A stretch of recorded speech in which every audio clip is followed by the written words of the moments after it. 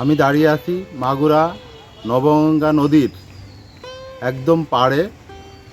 এই নতুন যে ব্রিজটা হয়েছে তার উল্টা দিকে, এইখানে শহরের একদম কাছে এবং শহরের প্রাণকেন্দ্রে অবস্থিত এই নদীটা।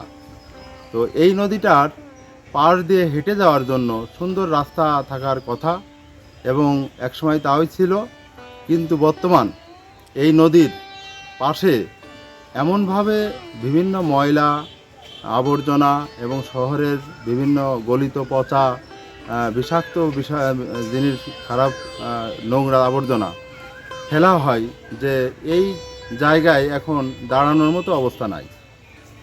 তা এখানে অন্যান্য জেলাতে আমরা দেখেছি যে নদীর পাশে মানুষ দাঁড়ানো যায় এবং সৃজনশীল মানুষগুলো বিকালে অবসর সময়ে নদীর পাশে এসে তারা নিঃশ্বাস নেয়, ভালো বাতাস তারা পায়। সেখানে আমরা দেখতে পাচ্ছি মাগুরার এই নবগঙ্গা নদীটা এত সুন্দর নাম, এত ঐতিহ্যবাহী একটা নদী, সেই নদীর পাড় দিয়ে আমরা কি করে রেখেছি।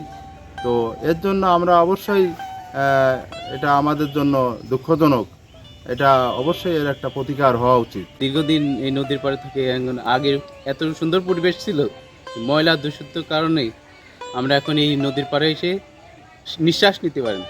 নিঃশ্বাস না নেওয়ার কারণে নদীর পাড়ে যদি এসে নিঃশ্বাস নিতে, তাহলে আমরা নেবো কোথায়? এই যেমন দুনিয়ার ময়লা আবর্জনা ফেলায় একদম নোংরা করে দিচ্ছে, মাছের ক্ষতি হচ্ছে, জনগণের ক্ষতি হচ্ছে। এবং এই গোসল যারা করে তারাও গোসল করতে বাড়ি পানি থাকে না, সেই সময় গোসল করবে কোথায় মানুষজন? আমরা চাই যে এই ময়লাগুলো পৌরসভা আছে, পৌরসভায় নিয়ে যাক। আমাদের বাসা এখানে, আমরা এদিক দিয়ে চলাফেরা করার সময় এখানে অতিরিক্ত ময়লার গন্ধ এবং দুর্গন্ধ এদিক দিয়ে বাতাসে ভেসে আসে আমাদের নাকে। এবং এই জায়গা এত ময়লা ফেলে যে এখানে ময়লার স্তূপ হয়ে গেছে একটা। ঘাটটা নোংরা হয়ে গেছে, আর ময়লার কারণে অনেক জীবাণু ছড়ায়।